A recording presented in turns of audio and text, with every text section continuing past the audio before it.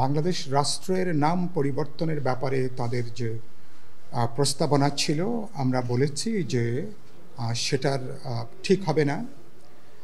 কারণ আমরা একটা ঐতিহাসিক রাজনৈতিক একটা উত্তরাধিকারের মধ্য দিয়ে পাকিস্তানের জমানা 23 বছর, পরবর্তীকালে আমাদের মহান মুক্তিযুদ্ধের মধ্য দিয়ে আমাদের যে গণ আকাঙ্ক্ষা, সেই গণ আকাঙ্ক্ষার বহিঃপ্রকাশ হয়েছে আমাদের বাংলাদেশ রাষ্ট্রের যে নাম। সুতরাং আমাদের সেই নামের সাথে আমাদের একটা দীর্ঘ রাজনৈতিক সংগ্রামের সম্পর্ক আছে। দ্বিতীয়ত, আমরা যে কথাটা খুব পরিষ্কার করে আমরা উল্লেখ করেছি, যে বক্তব্যটি আমরা খুব পরিষ্কার করে উল্লেখ করেছি, সেটা হচ্ছে যে আমরা মনে করি যে আমাদের রাষ্ট্রের যে মূল নীতিমালা যেগুলো আছে, আমরা বলেছি আর সেই মূল নীতিমালাগুলোকে অক্ষুণ্ণ রাখা দরকার। আমরা বলেছি যে এখানে আমাদের সমাজে যদি আপনাকে সাম্য এখানে প্রতিষ্ঠা করতে হয়, তাহলে গণতান্ত্রিকভাবে পর্যায়ক্রমে কিভাবে বাংলাদেশের বৈশিষ্ট্য নিয়ে আমরা সমাজতন্ত্র করব, যেটা আমাদের মূল নীতিমালার মধ্যে ছিল, সেটা উল্লেখ থাকা দরকার। আমরা পরিষ্কার করে উল্লেখ করেছি যে কোনো একটা আধুনিক যে কোনো গণতান্ত্রিক রাষ্ট্র মাত্রই একটা ধর্মনিরপেক্ষ, একটা অসাম্প্রদায়িক একটা রাষ্ট্র। সুতরাং রাষ্ট্রের নীতি হিসাবে তার ধর্মনিরপেক্ষতা, যেটা আধুনিক গণতান্ত্রিক রাষ্ট্রের ন্যূনতম একটা বৈশিষ্ট্য, সেগুলোকে অক্ষুণ্ণ রাখা দরকার। একই সাথে আমরা জাতীয়তাবাদের যে প্রশ্ন, সেটাও উল্লেখ করেছি। আমরা মনে করি এইগুলো আমাদের উল্লেখ থাকা দরকার। আর গণতন্ত্র তো আমাদের একটা প্রধান একটা গুরুত্বপূর্ণ প্রশ্ন।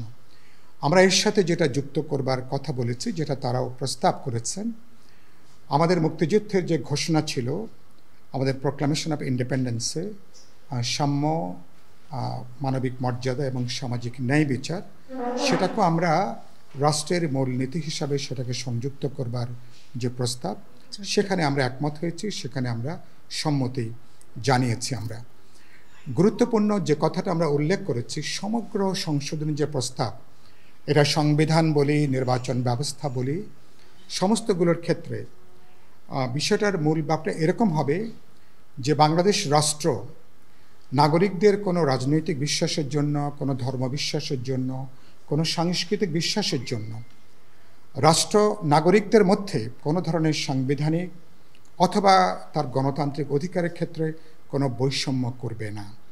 ফলে আমাদের বিদ্যমান সংবিধানে, যে সংবিধান অগণতান্ত্রিক, যে সংবিধান ক্ষুদ্র জাতিসত্তা বিদ্বেষী, যে সংবিধানের একটা সাম্প্রদায়িক চরিত্র আছে, আমরা মনে করি সকলগুলো ক্ষেত্রে একটা আধুনিক গণতান্ত্রিক একটা জবাবদিহিমূলক রাষ্ট্রের বৈশিষ্ট্য সম্পন্ন জায়গাটাকে নিশ্চিত করা দরকার। 2 নম্বর যে কথাটা আমরা বলেছি, দেশের যে কোনো পরিস্থিতিতে আপনি নাগরিকদের যে গণতান্ত্রিক অধিকার, আমার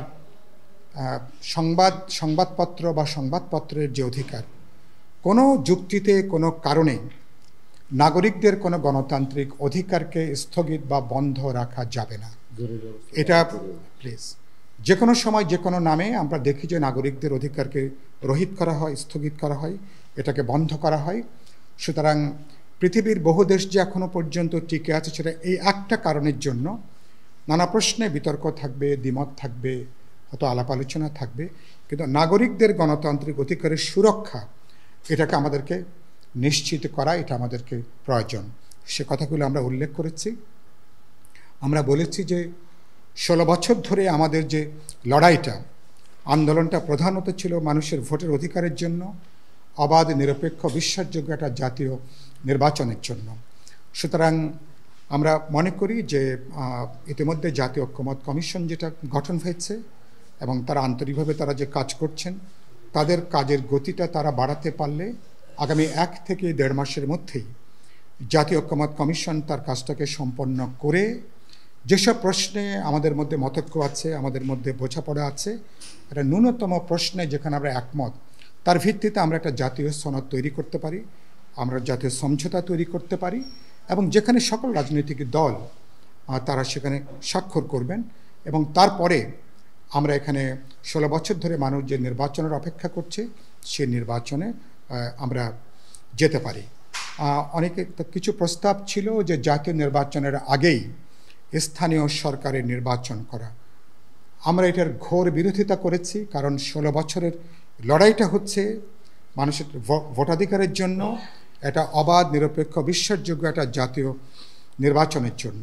সুতরাং ঘোড়ার আগে গাড়ি জুড়ে দেওয়ার কোনো সুযোগ নেই। এবং এটা করা অর্থটা হচ্ছে যে দেশকে আরও অস্থিতিশীল করে তোলার একটা ঝুঁকি বাড়াবে, আশঙ্কা বাড়াবে, সরকার অপ্রয়োজনীয় বিতর্কের মধ্যে পড়বে।